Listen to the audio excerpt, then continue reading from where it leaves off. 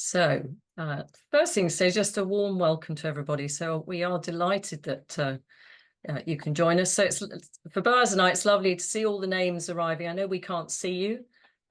We are delighted to have you with us for the webinar. It's really lovely to see so many familiar names. And also, if you're coming to join one of our webinars for the first time, then we're very delighted you're with us too, and a warm welcome to you. So, and just to say, so those of you who are familiar to webinars with us here at Catalyst 1.4, you're on listen only mode. So in terms of communicating with us, you've probably worked out you can use the chat. So please do, as we go through the conversation, please share with us any thoughts or questions or comments that you have. It's always good to hear those. And you'll see that we're recording it, so we will upload this at the end onto our YouTube channel, where it will join all the other webinars that we've recorded over the years as a resource for you all. And I am delighted to be joined by Boaz, a very dear friend and colleague and fellow coach, to have a conversation about receiving feedback. So we've already had some interesting conversations, Boaz, haven't we, about, you know, we often spend a lot of time talking about how we might offer it. So we thought we'd shine a light the other way this time. So welcome, Boaz. And what would you like to say just at the start of our conversation? For me, it's welcome to everyone, and I'm looking forward to the conversation. As you say, Liz, so much attention's often given to how we give feedback, the care, the skill involved in it, but of course, there are two dimensions.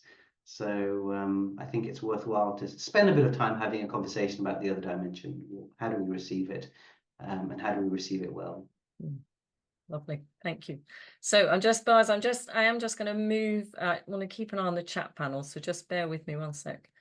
There we go. So I'm just catching up with all the messages. So thank you for everyone, to everyone for sending those messages. Well, Boaz, let's start with just a little bit of focus on, I suppose, what's brought this to the fore in terms of a topic that we've decided to have a conversation about. So yeah. Sure. I think it's exactly what we've started to say already. There's so many books and so many webinars and so many courses that you can go on around how we give feedback. And of course, that's kind of just one side of the story. There is another side, which is actually how do we receive it? How open are we to think of ourselves in a slightly different way? How do we manage some of that internal process, the emotions that may go on for us as we receive feedback? How we're able to kind of bring a skillful way to listen to feedback and then make intentional choices about it. So I think there's a whole other side that often I think doesn't get as much airspace. So it would be nice to have a conversation and just think about it, reflect on some experiences, and invite our audience as well to reflect for themselves on what goes on for them, what are some of their patterns. Well, and I think, as you say, you know, there's so much attention that we place on it. And I know in our coach training, you know, one of the elements that we talk about is how to support that offering of feedback with our coachees. And we often talk about you know, feedback is in some ways just my experience of someone in the moment. So yeah, it's really interesting when you and I were talking about the conversation we were going to have. It certainly made me pause and reflect on feedback that I've received through my career, from colleagues, from my bosses, unsolicited. Yeah. You know, and it's a really interesting thing. Well, and as a coach, as a faculty member, it is interesting to reflect on, for me, the relationship that I had with that person and the context. Just as two elements that might influence how I react. And I think we were both chuckling about some experiences that we had where we'd received some feedback that maybe actually was quite hard to hear at the moment. But then when we took it away, it actually had some real impact on us and what, you know, kind of what we then went to do with it. And the reality is that when you get feedback that has validity to it. If there's no validity to it, we can often kind of let it go. But when it has that validity, of course, it can have the result can be that it can be quite exposing for us. We can feel quite exposed. And of course, if we're feeling exposed, we may well have our natural defenses, and those natural defenses can prevent us from really hearing it. Mm. And we all have our natural, we all have our different defenses that we may default to, and we may talk about those later. But, we might kind of argue with it. We might kind of try and explain it away. We might try to dismiss it. But there's something about, how do we get curious about it? How do we accept the bits that there's something in there for us as a nugget of gold? Mm. Well, so let's talk a little bit then about perhaps some frameworks for how we can process feedback, and Yeah. perhaps some of the ways that we might recognize we respond to it. Yeah, sure. So a framework that we were talking about and I quite like is the SARA framework, which effectively is a build on or comes from the grief curve, Kubler-Ross grief curve. And if I bring it up, I'll just talk through it. So I'm just going to share my screen, Liz, and hopefully that will come through. But what the framework says is that we may meet the feedback in a number of different states, and we may well kind of go through this, or we may kind of default or be at a particular point in time. So the idea is, we might meet it with some shock. It might be news to us, and of course what we're doing by giving someone feedback is helping them see maybe something that they haven't seen. So there might be some shock, there might be some kind of denial, and it can be quite a shocking experience. That might in turn evoke some anger in us. We might be quite frustrated with that feedback, and it might provoke some anger. We might very much kind of reject it. That's not true. And it is often in time that we can come to accept it. And I quite like a build on this framework, which takes it from Sarah to Sarah, which adds the H at the end, which is for help and hope. Because, of course, that kind of shows hope for the future and being able to seek the support that might be useful for us. Mm. So let me just stop sharing that screen, and it might be useful just to kind of give an example. Mm. So an example I often give is of someone in the food industry. Imagine a restaurateur or a chef who's creating a new menu and putting it out. It might be that they ask for some feedback on the new menu, and they might get some feedback that's perhaps not as positive as they expected. And it might be some food that they've cooked before, maybe they've shared with family or with other people. And when they've shared it with, the guests or the tasters, they may have had some feedback that's less positive. And actually that might come as a shock to them. Mm.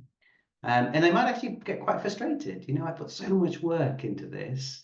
How dare they tell me that it was, I don't know, portions were too small, undersalted. I mean, I'm not in the food profession, but you can imagine all these things, and they might actually reject it. I'm going to carry on as I am. I'm going to keep this menu. And it's often when you have the feedback repeated again and again and again, and maybe time goes on, that they might say, okay, well, maybe there's something in this. Let's compare it to some other food. Let's get some other people involved. Let's look at it differently, and then we might become more able to accept that feedback. Okay, so what does it mean? What do other people do? How can I tweak it? And we might seek some support for that. I mean, as you say, it's a lovely example, and it certainly as you're talking, and when we were talking before, it's reminded me of a number of examples of situations. I'm a smiling Riley. Situations I can remember that were ditto. Impactful, sometimes in a very good way, sometimes in a not such a good way. I'm wondering just what else sort of might make or have an effect on whether we can hear it or not hear it. I think there's definitely something about our own emotional state, and there's a YouTube clip. Those of you who know Simon Sinek, he says, kind of meet emotion with emotion, and we meet logic with logic. And I think he gives this example of a friend of his who had just come off stage after a performance that she'd been preparing a long time for, and actually he didn't think it was particularly kind of her best performance, but she'd just come off stage, and adrenaline was rushing through her body, and so he knew that she may not be in the best position to receive that feedback. So I think he was quite cognitive of that. And I think from the other side, if we're receiving feedback when we've just done something that has left us on an emotional high or emotional low, we may well be less resourced to taking on that feedback. I think the other reality with feedback is that when people offer feedback, it can sometimes be a way of discharging some emotion for them, frustration for them. And I always say with feedback, it's kind of a hook that can kind of hook us into our normal pattern. So again, if there's a tinge of emotion for the other person, that can create a slightly bigger hook for us. So if someone's not happy with something we've done, and they share some feedback, whilst there might be some truth in that, there also might be some anger that comes the other way, and that can feel a bit more of an attack. And so again, what that means is our defenses go up higher, stronger, more quickly. So it's interesting you say, so there's really something about the emotional energy that's in it. So whether it's just, how am I as the person who might be about to receive it? Also, what's the energy of the person who's giving it? And I love that idea of hooks, and what hooks does that then create for our reaction or response? I mean, certainly when I was reflecting, and the wry smile is the sort of my reflection on the quality of the relationship I had with the people who were offering it. So I'm remembering my first ever boss, who was wonderful, mischievous, and at times quite direct. And I won't share this specific, but I remember him saying something to me, and if I shared it, people would probably say, well, it's quite direct and blunt. And it was absolutely spot on. And actually it really helped me connect with something that was true, and actually supportive. But I could hear it, because I absolutely knew with all my heart that he was there to support me, and he had such a belief in my potential. And the contrast between that and another, I mean, somebody else again I worked for, and it was like Teflon. He shared something and it just bounced straight off. Now, of course, the unfortunate thing in a way of that is there might have been something useful in it for me. Yes. But it was much easier for me to dismiss it, because I could just explain it away. Yes. And I guess for me, it links into trust. And, in our programs, we talk so much about trust. But when you're on the receiving end of feedback and you believe, as you say, that the other person really has your potential in their sight, and they're doing it because they really are intending to share it with the best possible intent, it's amazing actually how much we can hear, even when it's quite difficult stuff. I wonder actually just whether it would be useful just to invite everyone perhaps to just pause, and think about almost sort of what do you recognize as your reaction, perhaps a pattern. Just, and I don't know if there's anything more that you would say, Boaz, just in terms of helping people think about what they might pay attention to. I think I mentioned earlier some of the common automatic responses we might go to, and I can share a slide just with those just again to give people an idea. So let me just bring this screen up. There you go. So when we get feedback, we may well go to a default response, and it might be that we try and explain it away. This is the case in that particular instance because ... Or we might argue with it, well, that wouldn't have been the case if, or that's not quite true. We might dismiss it. Well, that doesn't really, that's not really important to me. That doesn't really apply. We can accept it. And of course, there is a risk with just blindly accepting any feedback. So there's something about kind of accepting it for the validity that's in it and for the thing that is useful for us. But really, it's about how do we get curious? What is it about this that's really touching me? What do I think is going to be useful in this? What do I want to do with this? And I think there's something about accepting it. You can also accept it with a very closed mindset, which is, yep, it's true, but hey, that's me. I'm not going to change, can't change. And there's something about, do you know what? I'm really curious about that. And of course, that's really good potential input for me to be able to do something slightly differently. So I wonder if we just kind of pause, Liz, and just invite everyone just to take a moment and think about a recent experience they've had. Or maybe what's your known pattern? And again, without judgment, because at the end of the day, our defenses are there because we want to keep ourselves safe. Our brains are wired for protection, and feedback can feel a bit of a threat. It can feel quite exposing. At the end of the day, we want to belong, we want to be accepted, and it can feel a threat. So it's understandable that we can have a defensive response.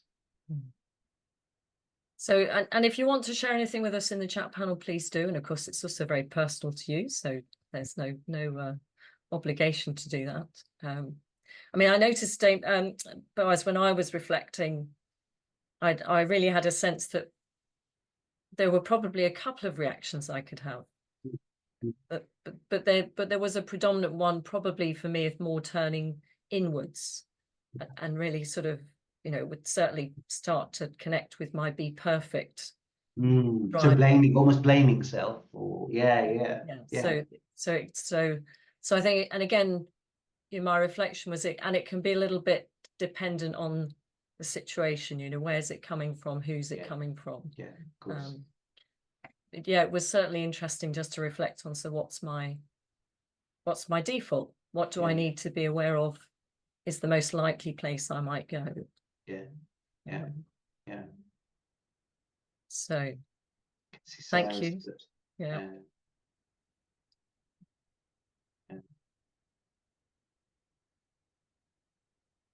Yeah, that's a really interesting point from Barbara around, positive and negative.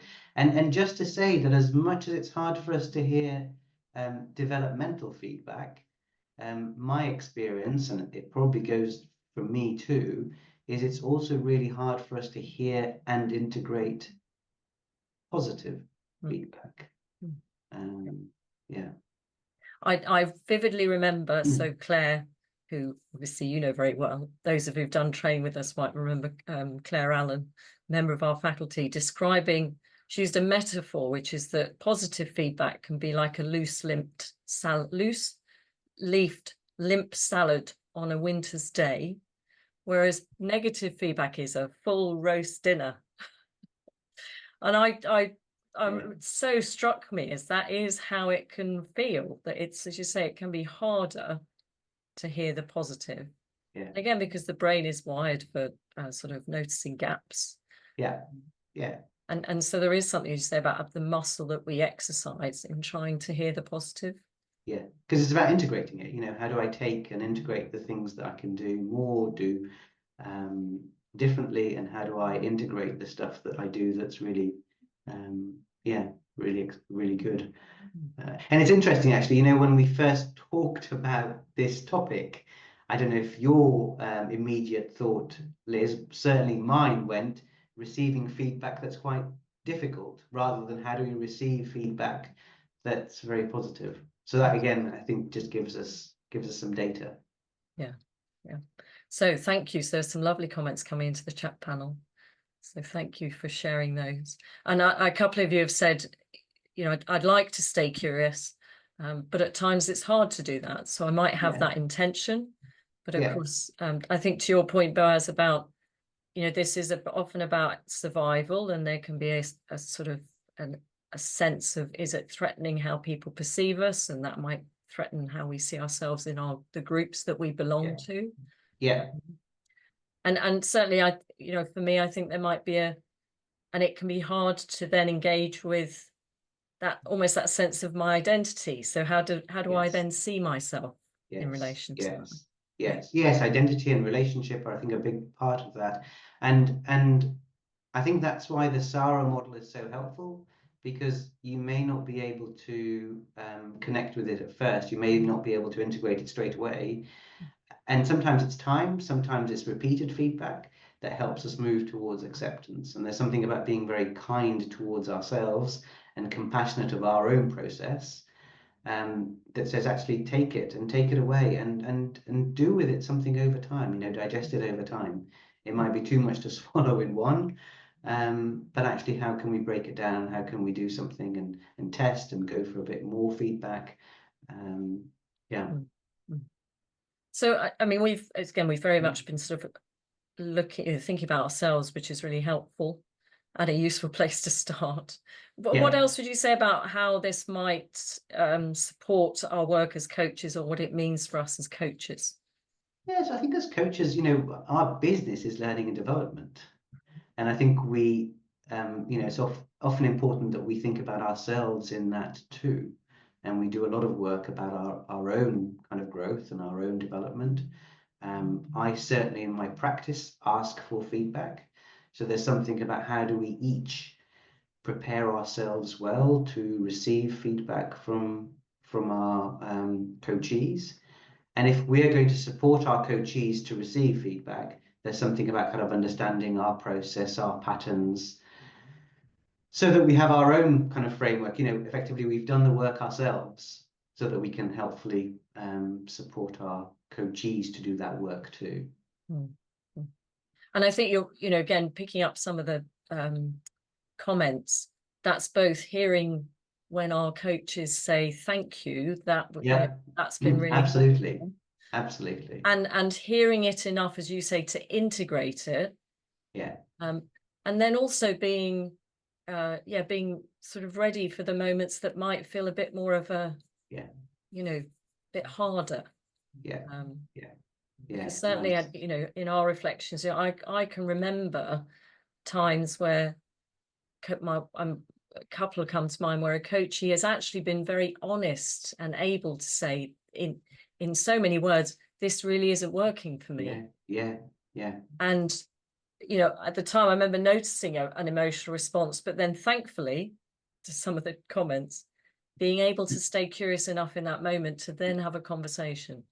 You know, and then of course what that often results in is a strengthening of the relationship, because it becomes a more honest, open. Yes, and you know, often giving feedback can be quite anxiety provoking too. So if it lands well, you kind of